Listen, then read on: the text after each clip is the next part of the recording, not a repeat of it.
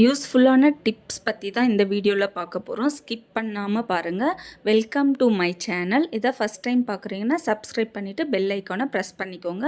வாங்க வீடியோக்குள்ளே போகலாம். டிப் நம்பர் 1 என்ன பார்த்தோம்னா, புது பிளேட்டோ இல்லை புது பாத்திரம் வேறு ஏதாச்சும் வாங்கினோம்னா அதில் வந்து ஸ்டிக்கர்ஸ் வந்து ஒட்டியிருக்கும். அதை வந்து நம்ம என்ன பண்ணுவோம், கையிலே எடுத்தோம்னா அந்த கம் பசெல்லாம் அப்படியே வந்து அந்த பிளேட்டில் வந்து அப்படியே தங்கிடும். நம்ம வந்து நார் வச்சு தேய்ச்சோம்னா லைட்டாக கீறல் விழுற மாதிரி இருக்கும். அந்த பிசுபிசுப்பு தன்மை வந்து போகவே போகாது.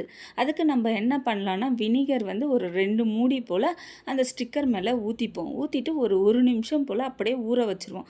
ஊற வச்சுட்டு அப்படியே கையில் எடுத்து பார்த்தோம்னா அந்த பிசுபிசுப்பு தன்மைலாம் எதுவுமே இல்லாமல் நார்மலாக வந்துடும். அந்த பிசுபிசுப்பு தன்மைலாம் அந்த பிளேட்டில் வந்து ஒட்டியே இருக்காது. நல்லா க்ளீனாகவே ஆகிடும் நம்மளோட பாத்திரம்.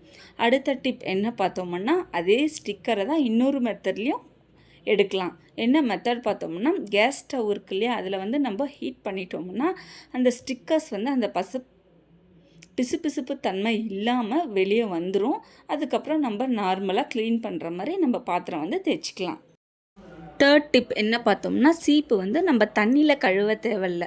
நம்ம என்ன பண்ண போகிறோம்னா, பேக்கிங் சோடாவை வந்து ஃபுல்லாக அப்ளை பண்ணிவிட்டு நம்ம நார்மலாக வேஸ்ட்டாக இருக்கக்கூடிய ப்ரஷ்ஷை வச்சு நல்லா க்ளீன் பண்ணிட்டோம்னா அந்த இது வந்து தண்ணியெல்லாம் எதுவுமே தேவையில்ல, நல்லா சூப்பராக க்ளீன் ஆகிடும். இந்த டிப்ஸ் எதுனா பிடிச்சிருந்துச்சுன்னா லைக் பண்ணிவிட்டு வீடியோவை பாருங்கள், ஸ்கிப் பண்ணாமல் பாருங்கள்.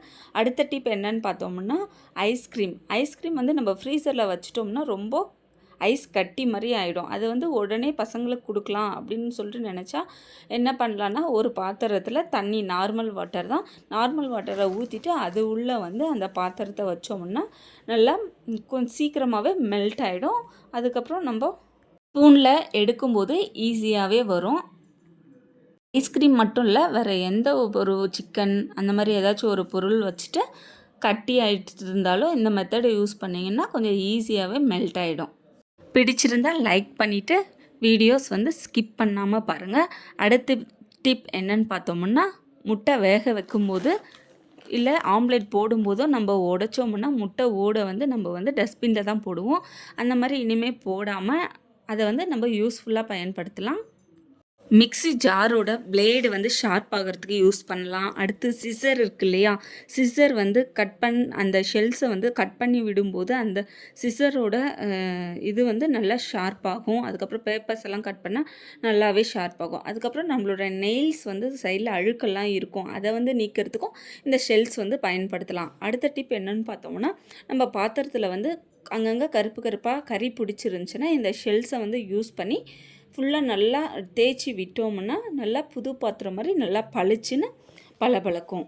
இந்த டிப்ஸ் எல்லாம் உங்களுக்கு பிடிச்சிருந்தா மறக்காமல் என் சேனலை சப்ஸ்கிரைப் பண்ணிவிட்டு பக்கத்தில் இருக்கிற பெல் ஐக்கானை ப்ரெஸ் பண்ணிக்கோங்க. அடுத்தடுத்து போடுற வீடியோஸ் எல்லாம் கண்டிப்பாக உங்களுக்கு நோட்டிஃபிகேஷனாக வரும்.